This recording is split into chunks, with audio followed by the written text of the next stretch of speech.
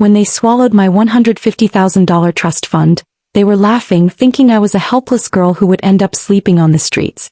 I was standing in front of them in the lounge of our suburban Texas home when my uncle slid a stack of papers across the table and said, "It's all legal.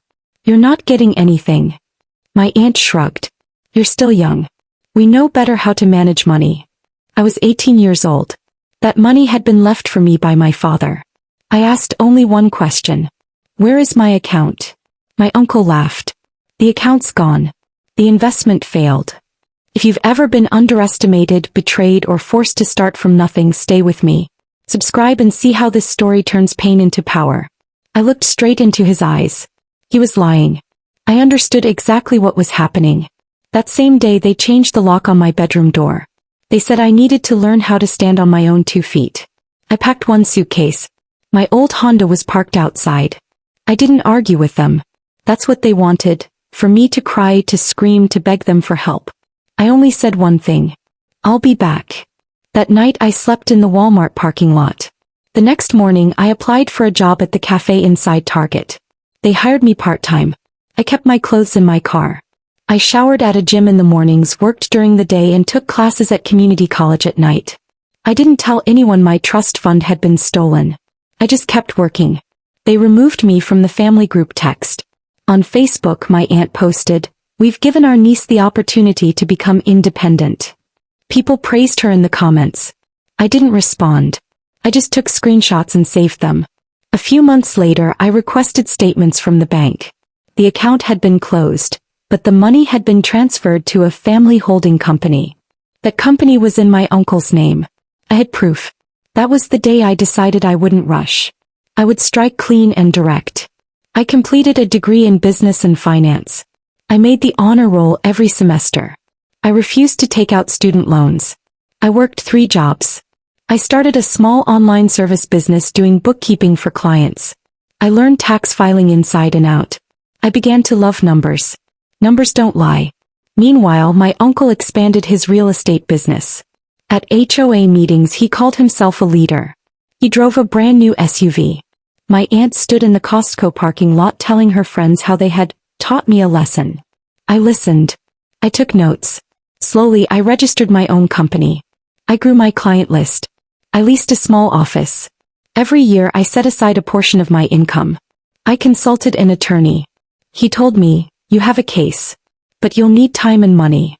I said, "I'll have both." 10 years passed. I went from 18 to 23 to 28, then into my 30s. I never looked back. I bought my own apartment. I converted my company from an LLC to a corporation. I met with investors. I never once said their names out loud. I just kept growing. One morning at 5 as usual I was sitting in a small downtown coffee shop. I liked arriving early so I could work in silence. My laptop was open when the door chimed. I looked up. My grandfather walked in. He was wearing a crisp suit. I hadn't seen him in years. He had always stayed distant from the family. But I knew he was a billionaire. He had never intervened before. That morning he walked straight to my table. He told the barista, "I'll pay for her coffee." I stood. "Why are you here?" He answered simply, "I've seen everything. It's time." He sat across from me and placed a file on the table. Inside were the same holding company documents I had gathered. He said, "You waited 10 years. You built your case. I didn't stop you on purpose. I wanted to see what you would do on your own." I said, "I want to bring them down." He nodded. "Then we will." At that exact moment his attorney joined us on a video call. They told me we had officially filed a lawsuit for fraud, breach of fiduciary duty, and embezzlement. We had subpoenaed the bank records. Notices had been sent to their business partners. I steadied my breathing. I wasn't nervous. I was ready.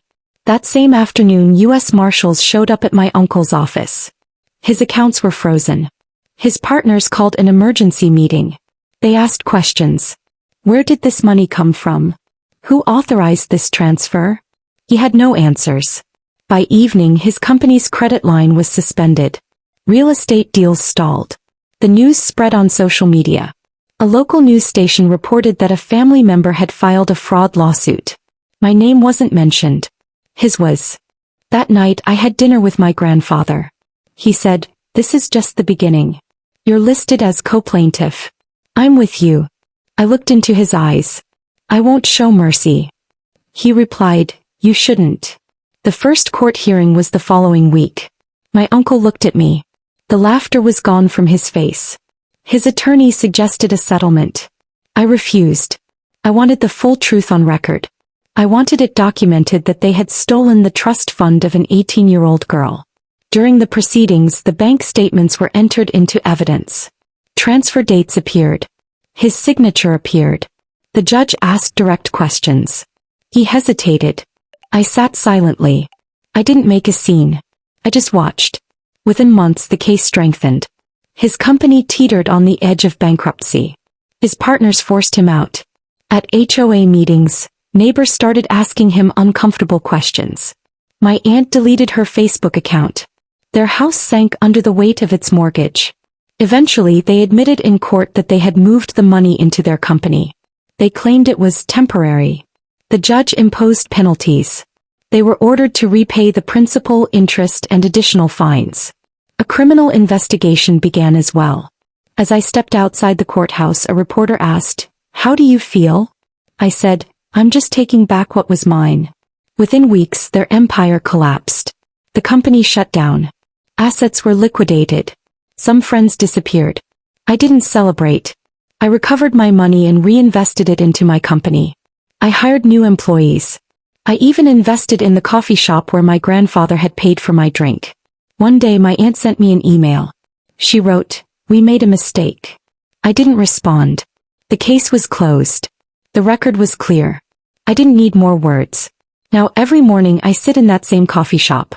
The difference is I'm no longer in survival mode. My company is profitable. I have employees. I drive a different car. But I haven't changed my habits. I still take notes. I still study the numbers. My grandfather visits occasionally. He offers to pay the bill again. I smile and say, "I can pay for myself now." He replies, "I know. That's why I came." I learned that patience is not weakness. I learned that gathering evidence is more powerful than shouting. When they took my $150,000, they thought they had won. They thought I would fade into silence. They were wrong.